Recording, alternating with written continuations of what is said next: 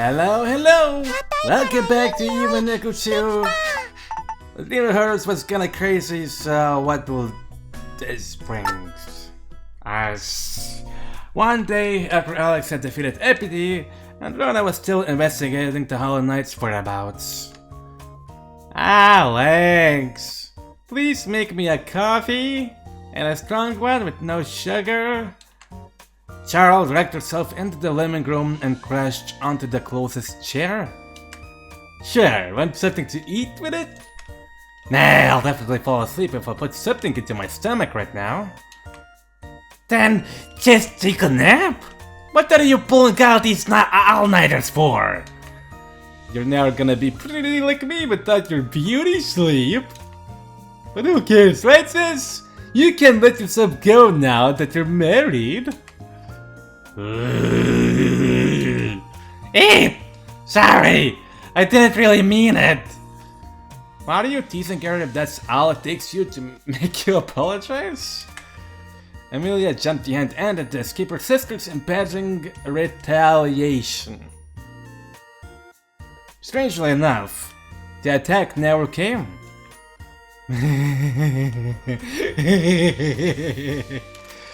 Whoa! Did she finally lose it? Maybe Alex gave her some strange drug?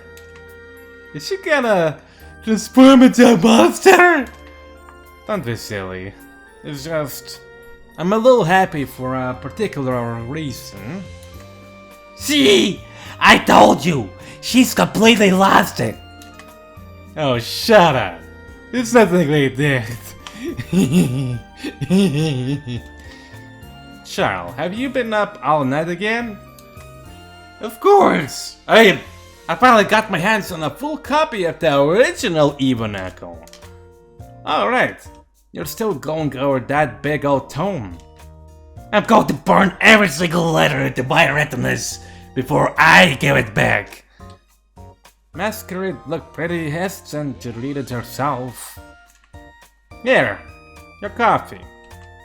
Charles thanked her husband and took a long sip of the hot drink. It's better like that. I'm sure that Saint Masquerade would feel terrible if she read the original. Why is that? It's full of records about how the church endorsed the actions of the Holy Knight and the High Saint. No way! I don't believe it for a second! Of course, the church junkie like you wouldn't. Am I the only one who always thought that was pretty obvious? No. I mean, Esha was a saint. Of course the church would have been involved with what she did. Charles gave Kana a nod and then started talking about what she had learned from the original Evenicle. The Genesis myths about Mother Eve's birth and the shattering of the old world are pretty hard to interpret. Well, of course. Isn't that the part that QD wrote? Yeah. It's probably because she was trying to sound cool or something. It's like, her writing is very pretentious. The phrasing is overly convoluted and feels totally awkward. And there are tons of terms that don't make any sense. Not sure if she was trying to be original or she really thought that they were actual words. Can't you ask the author about the parrots you don't understand, not pants? But not sure she's gonna refuse to answer. Or rather, she forgot what she meant, but she's never going to admit it. Well, maybe it's better like that. My job would lose all its fun if she just told me the answer behind all of these big mysteries outright. Anyway, the writing style changes decisively after the disappearance of Mother Eve. The later texts were written by the old representatives of the church. You mean Masquerade's predecessors? From what I know, most of the old saints died because of the hero syndrome. This decreased their numbers and caused the church to lose authority over secular matters. What does that mean? that they lost most of their influence over politics and the governments outside of the Holy Continent. But the religious organization shouldn't interfere with those affairs. Exactly. Until Masquerade reached her position, it was mostly humans who held important roles in the church. Most of them were power-hungry maniacs who tried to gain more control over the world. Honestly, it wouldn't be weird to think that some parts of the Evenicle were influenced by their views. We probably should take what's written in it with a grain of salt. I guess that history is riddled with similar problems. Charles took another sip of her coffee and then continued. But yeah, humankind was really on the brink of extinction after the shattering of the old world. The few stragglers in our fragment were led by the church but couldn't form a stable society. Apparently, they were only able to survive thanks to the power of Mother Eve's miracles. Nobody could win against the monsters, because they didn't have skills and spells, right? Yeah.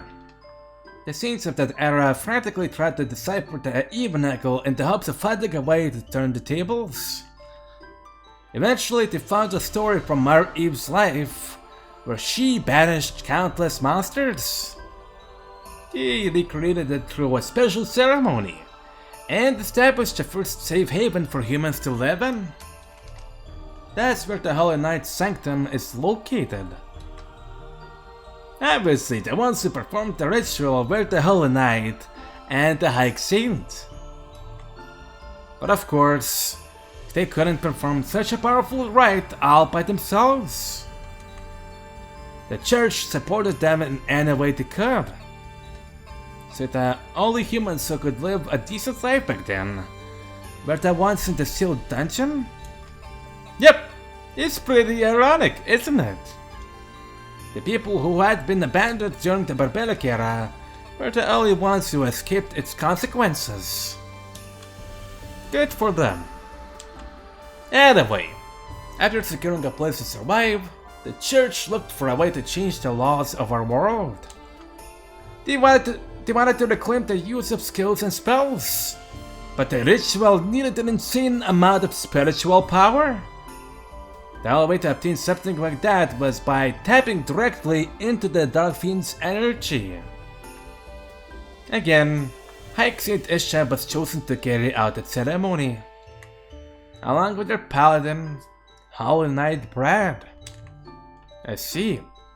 So the church was behind the birth of these two great figures. If Masquerade knew this, she do definitely feel responsible for what they did. After that, I think you already know what happened.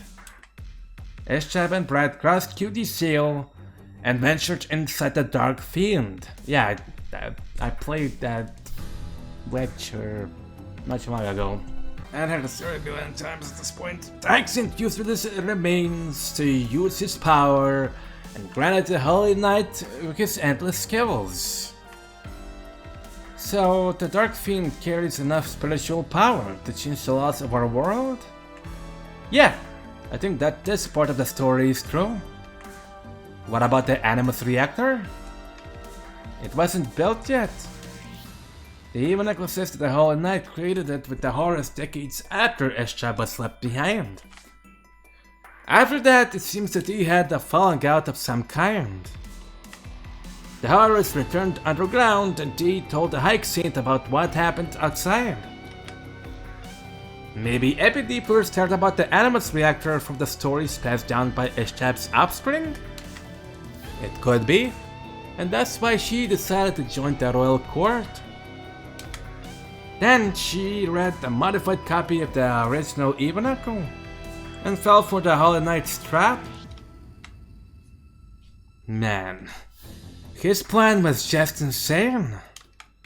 Yeah, she had no idea that she needed 7 Horus to fully reactivate the Animus Reactor, and not 6.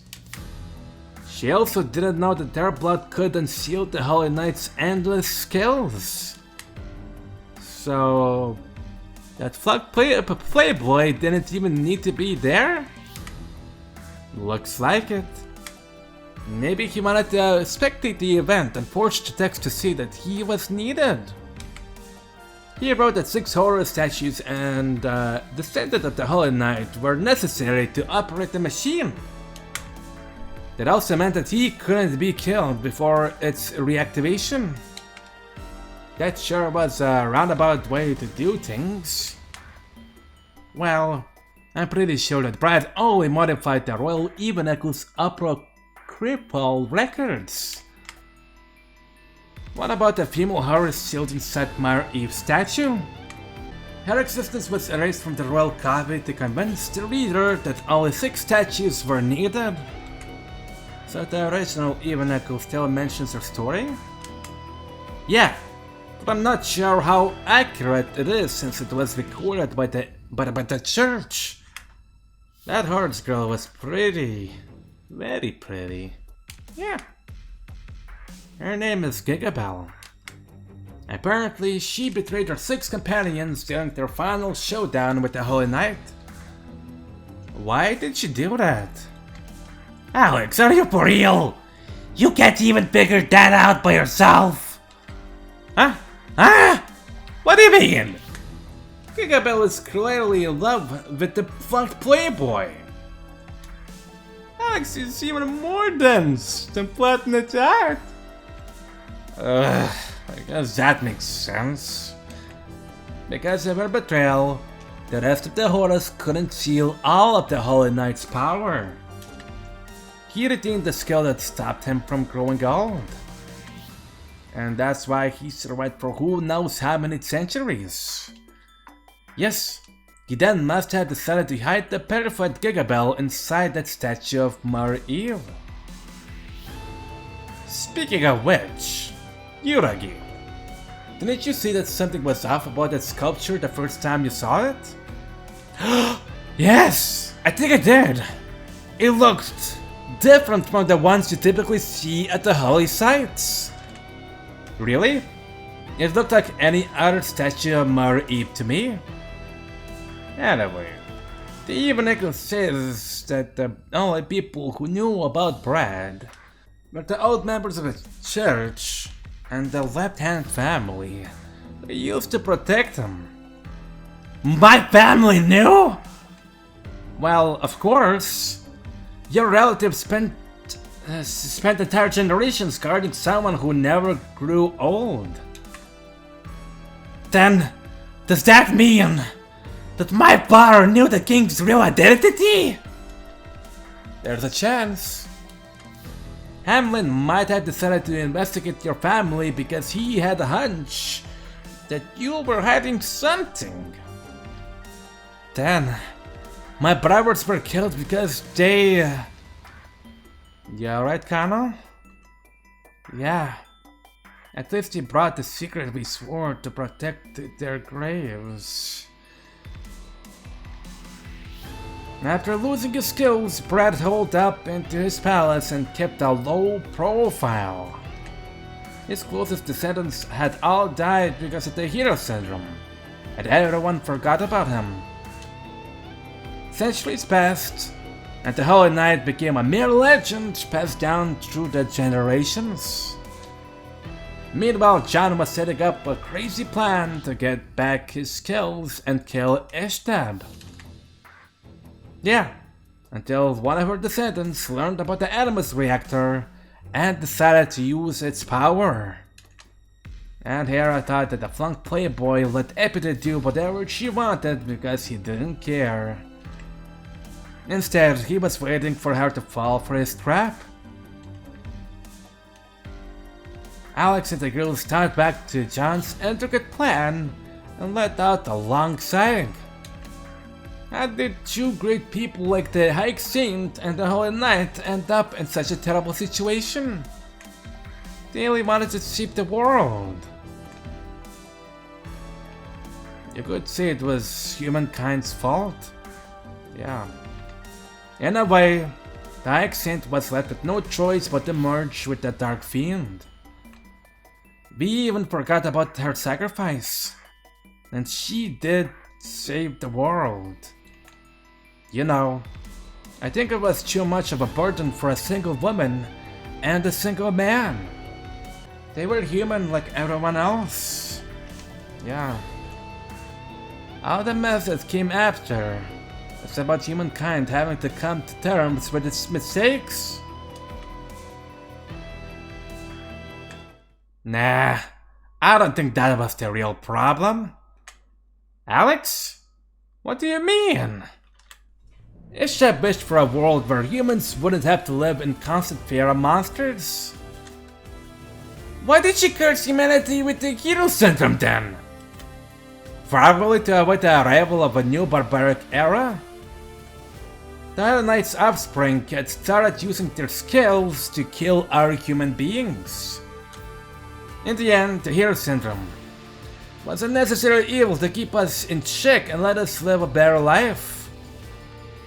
The only problem is that even people who weren't at fault, like Yuragi's father, had to pay a high price for other people's mistakes. And yeah, I guess that it didn't solve everything. Yeah. You hear news of perfectly sane people suddenly snapping and killing someone all the time. And thievery has always been a thing. It will probably be around as long as humanity exists. What would you have done in Nishtep's shoes then, Alex?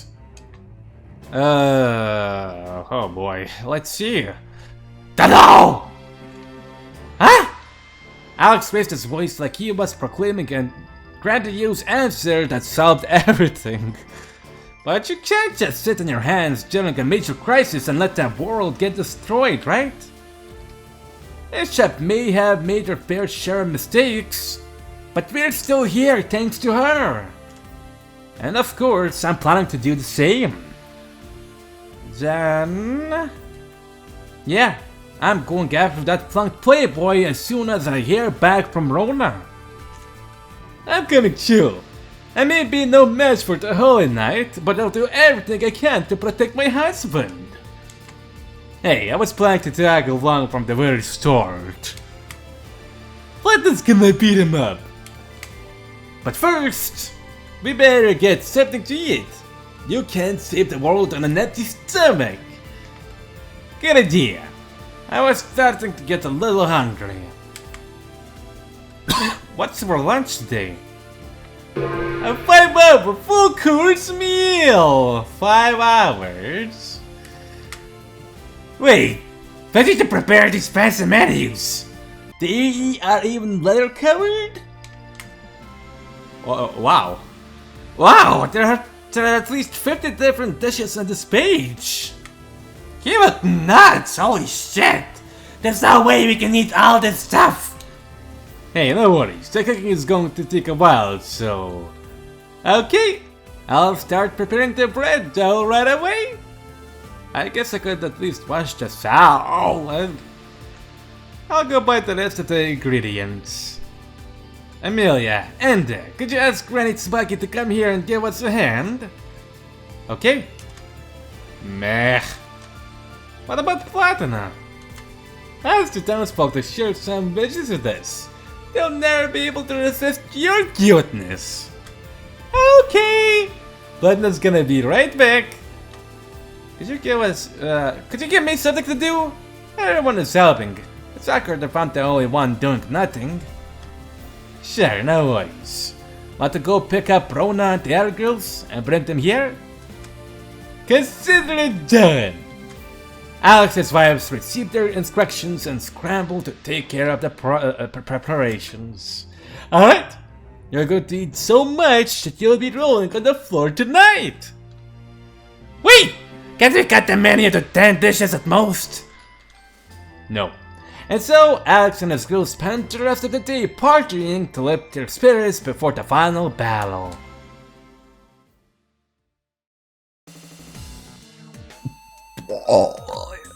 Well, I got all. I got a feeling that the only thing we lifted today was our overall weight. Ugh, I can't even fasten my belt anymore. Was it always this short?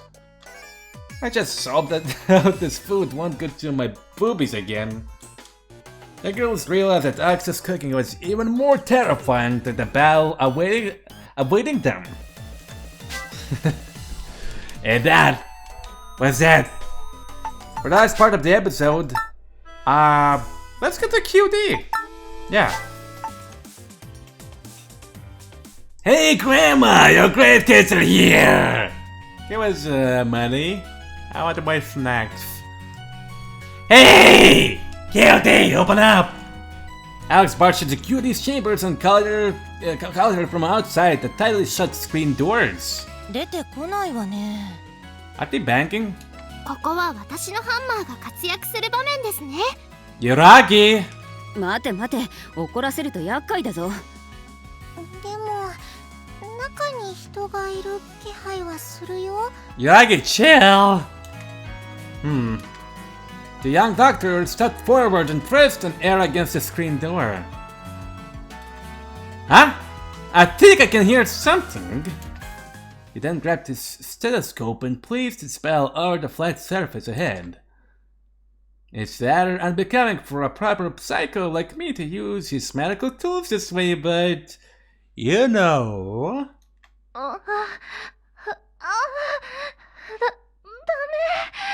That does not sound like QD!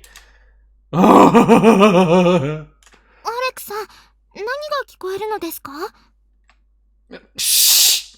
おうおう、相変わらず良い締まりじゃ。もう許して。壊れちゃう。 Wait, is that a dragon that, broke the rules and shit in the Evenicle 1? Hold on! Is QD molesting someone in there? I'm not sure what's going on, but this isn't too bad. Alex gulped loudly as a single drop of cold sweat formed on his brow. そんなことを言うても、あそこは正直じゃぞ。加え込んで話さぬのはお主の方じゃ。梅よ増やせよじゃ。わらわはボテバラもいけるゆえ、安心してはらむがやい。 Alright, you can ground, thanks. Right. Wait a second, this voice sounds a little different than usual. Oh! Is that Arthur? It could be just that she transformed them into a her. Alex continued eavesdropping at the couple while wondering what was going on. Kirill let out a police sigh and the moans coming from the other side gradually abated. Okay, it's not the dragon I was thinking of, but something that happened also in the Evenicle 1. アレックお兄ちゃん、どうしたの？ I'm not gonna think about it. It's nothing. I think I can step in now. そうなのですか？だったら呼んでみましょう。こんにちは。どなたかいませんか？客か。鍵を開けるので入ってくるがよい。Thanks. ちょっと待って。入っていいのかな？どっちだろう？構わぬぞ。Alright then. Alex and his wife opened the door and entered the living room. What in Eve's name? Show me. なんじゃ、お主たちか。苦しゅうない。楽にせよ。What? Easy what again? Not my dice. Make yourselves at home. Thanks. Alex's eyes darted around the scene unfolding in front of him as he wondered where he was ought to look. ところで、そちらの方はどなたかしら？部屋に女の人が来るサービス？そんなサービスがあるのですね。家事代行業でしょうか？ Yes, Sally, housekeeping news. 揺らぎ、プラチナよりもそっち系の知識が乏しいのはどうかと思うぞ。Yeah. 僕はこやつならすでに会うておるぞ。俺、いつもわらわの横にいるアーサーじゃ。Huh? Okay. No, wait! What? アーサーさんって女の方だったのですか？ Arthur is a girl? いや僕は男だけど、その空の力でたまに女の子に変えられてしまうんだよ。こやつ、女に変えるとこのように立派なおっぱいの持ち主に変わるのじゃ。Through the phrase. Kinky. おい、少しは自重してくれ。 Hey, try controlling yourself a little. 柔らかいの。至福の柔らかさじゃ。That was very old Disney cartoons like stuff. Can I get that again, please?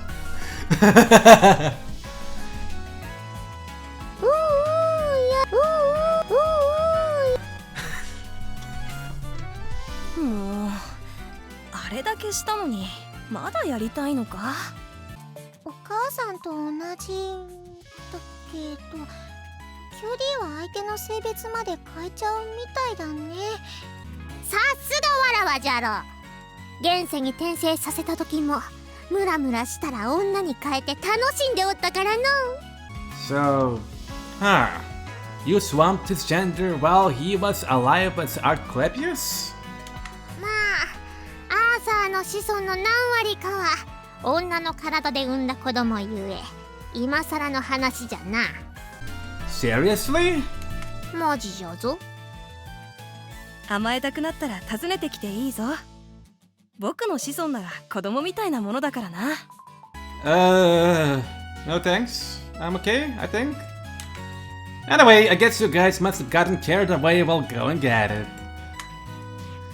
Bonnie told us that she came here, but you probably didn't hear her. それは気づかなんだの。少しばかりテンションが上がってムラムラが収まらなかったのじゃ。おかげで僕はまた妊娠しそうだけどな。 And with that, I'm probably now pregnant once again. Right. 赤ちゃんが生まれるのはおめでたいことじゃないですか。 Isn't that a splendid thing? We should congratulate you. Ignorance is a bliss sometimes. というか、魂のアーサーさんが子供を産むとどうなるんだ？ Uragian kinda offered different views on the apparently good news. で、テンションが上がった理由っていうのはやっぱり UFO 絡みかしら。 Anyway, did you get so excited because of the data I collected on your UFO? わらわもあの UFO は魔力を使って動いているものと思い込んでおったが、別の動力があると知ったからの。 I'm not sure what's so exciting about that. Maybe QT and Charles are more similar than we thought? そんなわけなかろう。じゃがあの UFO の仕組みを調べればわらわも別の世界に行けるということじゃ。割れた世界ではない、全く別の世界よね。そうじゃ。聖母イブ、さらにその上の存在が作ったものとは違う別の世界。そこに至れば創造神に抗う術を得た世界にたどり着くことも可能やもしれぬからの。 If I were to reach it, I might find a way to oppose that irritating creator god. Right. その創造神に関する話はすっごく気になるんだけど、今はそれより優先することがあるから後にするわ。どうやらこの世界に危機が迫っているみたいだね。Arthur, how do you know that? これでも英雄の端くれだよ。そういった危機の感知能力は人並み以上に備えているつもりだよ。もちろんその件は QD も理解しているはずさ。わらわはそれよりも UFO の方が大事じゃがな。 Sel, I believe that the news on my UFO is more important than that. それはいいとして、なんじゃ？そろそろ服を着てくれないか？うちの大黒柱が思考停止している。Don't you think that you guys should get rest? You're about to short circuit our husband. Ugh, she's my ancestor, and I don't know if she originally was a guy or not. But how am I supposed to not get excited with that pair of hapless bazongers in front of my eyes? So... Yes! All men would surely agree that that's are absolute justice, no matter who they belonged to. And she must have lived so many centuries ago that we're basically unrelated. This is fine. This is completely fine. This raging thing I'm having is not a problem. なんか怖いの。仕方がない。パンツを履かない主義じゃが、ここは服を着てやろう。Alright, all done. さて、では改めて話を聞こうか。Now then, I shall endeavor to hear thy problem out. Cutie got dressed, sat next to the now male Arthur and urged a visibly disappointed Alex to speak. Thanks. This isn't to say, but I'm not sure how I should feel about my ancestors' amazing tits. Yeah. そんな相談か。ああ、待て待て、違うから。世界の危機について教えてと言っても無理だろうから、イシュタムが眠る場所に行きたいから封印を解いてほしいの。おお、わらわとのやりとりに随分と慣れてきたようじゃな。だいぶ慣れてきた。足がすくむほどの圧迫感も感じなくなってきましたね。尊敬の度合いが薄れてきただけだと思うんだけどな。だがまあ、何が起こっているかくらいは別に教えてやっても構わぬぞ。That's more than enough. We're not entirely sure about what the Holy Knight is trying to accomplish. 聖騎士。このスキルも魔法も失われてしまったハズレの世界に希望をもたらしたのは事実じゃ。Yeah. だからといって世界を壊すなんて受け入れられるわけがない。そもそもどうやって壊すのでしょうか。なーに、その答えは簡単じゃ。ひたすらに魔王と同化したイシュタムに攻撃を加え続ければよい。And that's going to destroy the world? でも確か聖騎士とイシュタムは互いに危害を加えることができないと聞いたんだけど。Yeah, it was called the right marital quarrel or something like that. Actually, I thought that Epity had overwritten it with her wish. 厄介な儀式を再現しよったの。とはいえ、ダメージがないだけで普通に攻撃することは可能じゃ。つまり聖騎士は殺せないと理解しつつもイシュタムに攻撃を繰り返している。その結果、イシュタムも防衛行動を取らずにはいられないのじゃ。これは自分の意志では止められぬ。So the Dark Fiend is basically fighting back to repel the Hollow Knight's attacks? そして身を守る鎧はすでにお主たちも話くらいは聞いておるはずじゃ。You mean the giant leg that appeared in the northeastern region of the world? さよう。あの巨大な左足こそバラバラになった魔王の左足、その戦闘形態じゃ。この分かたれた世界は微妙なバランスで成り立っている。そこに巨大な魔王の左足が現れ大きくなり続けると、この世界は耐えきれずに崩壊する。 What? 聖騎士はイシュタムを殺すために世界を壊して侵入するという最終手段を選んだわけじゃな。So he is the reason why we're having all these earthquakes? バカな。僕たちは直接攻撃されることもなく、聖騎士とイシュタムの争いに巻き込まれて滅ぶというのか。そういうことになるの。なんでそんなに落ち着いているのよ。世界が滅んだら QD だって困るんじゃないの？確かにちと不自由じゃが、バラバラになった元の体に戻れば済む話じゃ。空は生き物としての範疇にない。惜しくはあるが執着はしない。 Oh, so that's why there's no lower half around here. Suspected this little cutie. Or the upper half, I don't know. Which means we need to find a way to save that flunked playboy on our own. やる気出さずにチャラいままだったらよかったのにね。だが封印を解いたのは欲望に飲まれた人間だ。嘆かわしい話だがな。とりあえず聖騎士を止めるとして、そこに向かうために封印は解いてもらえるのかしら？それも構わぬぞ。というか、もう解いておいた。Thanks. That was fast. すごく助かります。ありがとうございます。待て揺らぎ、ここまで素直に開けるなんておかしい。ほう、さすがに気づきおったか。Fine, let's hear it. What do you want us to do this time? いや、単に空が封印を解いても入れないことに変わりないからだ。Huh? Really? 魔王アダンの強固な鎧は本体への攻撃を防ぐためにある。巨大な左足が本体へ人を近づけないようにしているんだ。 The Dark Fiend's armor? What's that? Another magical barrier? So we still can't use the passage near the scrap abyss? 中は中で聖騎士を外に追いやろうと熾烈な攻防が繰り広げられているであろうがの。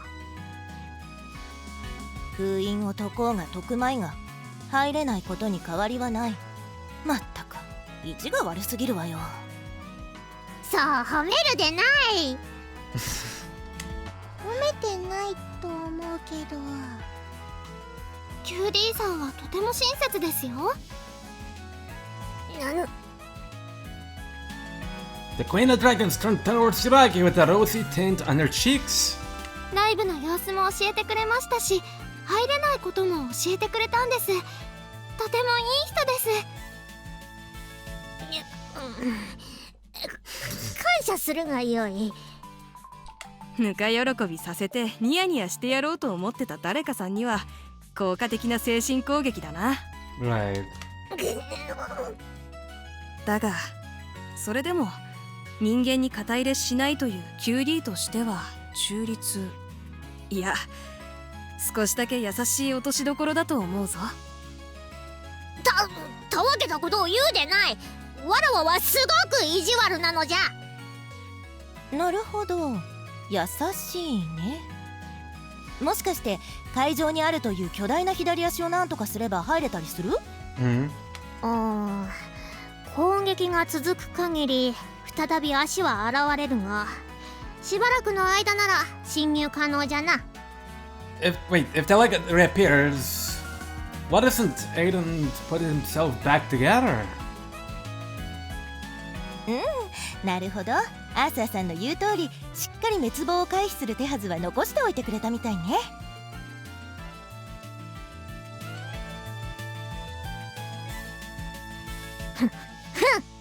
魔王アダンの守りの鎧じゃ。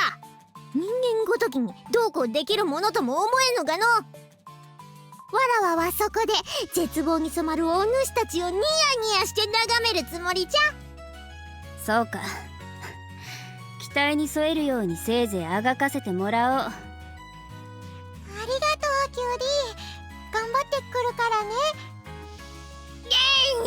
親しげにするでない。わらわは人間の味方ではないぞ。とりあえず魔王の左足とやらを見に行ってみましょう。そうだな。この目で把握しておけばロナへの報告もやりやすいだろう。Yeah, Bonnet said that we can sail to the northeastern region of the world now. Let's go. Alex and his wife departed to see the Dark Fiend's leg located north of the Holy Continent. We forgot to return Cuties UFO! コロッケでも差し入れたら許してくれるんじゃない？ Yeah, let's keep it for now. How about the apples? I mean, damn apples? Other than that, I'm gonna prepare myself by teleporting to Red Cross. From there on, I'm gonna sail to the back and see what's up. In the next episode. Now I'm just gonna end here. Make sure to subscribe, it's free. And leave a like and other things, like commenting. Yeah.